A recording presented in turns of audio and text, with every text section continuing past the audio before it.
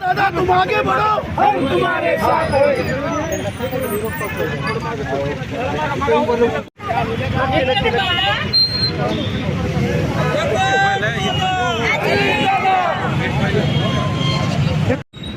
सचिन तावडे तुम आगे बढ़ो।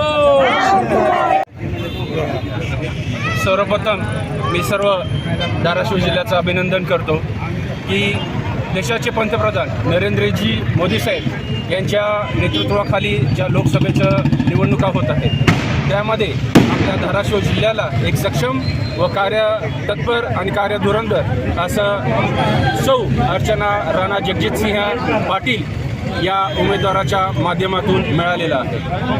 धाराशिव जिल्ह्यामधील जे काही मागील वर्षामध्ये भंगारचोरांचा सुळसुळाट निर्माण झालेला होता आणि विकासाची कामं जी रखडलेली होती ह्या सौ अर्चना राणा जगजितसिंह पाटील साहेब यांच्या उमेदवारीच्या माध्यमातून सर्व धाराशिवकरांच्या ज्या काही इच्छा आकांक्षा आहेत त्या नक्कीच पूर्णत्वाकडे जातील हा विश्वास आम्हा सर्व भारतीय जनता पार्टी, राष्ट्रवादी काँग्रेस पार्टी व शिवसेना शिंदेगड संपूर्ण पदाधिकारी व कार्यकर्त्यांना निश्चितच आहे। येणाऱ्या या लोकसभेच्या निवडणुकीच्या अनुषंगाने महायुतीच्या ज्या उमेदवार आहेत त्याच्या पाठीमागे आम्ही सर्व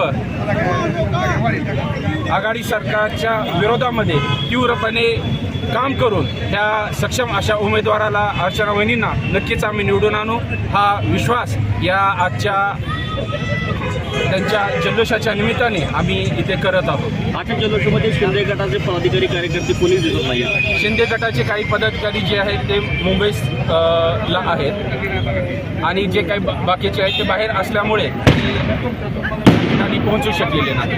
आमचा त्यांच्यावरती फोनवरती संपर्क झालेला होता पण ते सध्या इथे कोणी नसल्यामुळे आणि हा कार्यक्रम अचानकपणे ठरल्यामुळं कारण 12 वाजल्यापासून किती वाजता घ्यायचा काय घ्यायचा हा विषय प्रलंबित होत होता त्यामुळे त्यांच्याशी संबंधित असणारे आपल्याला इथे कोणी दिसून येत नाही पण त्यांचा निश्चितच सावंत साहेबांच्या नेतृत्वाखाली शिंदे गट हा पूर्णपणे इथे काम करेल।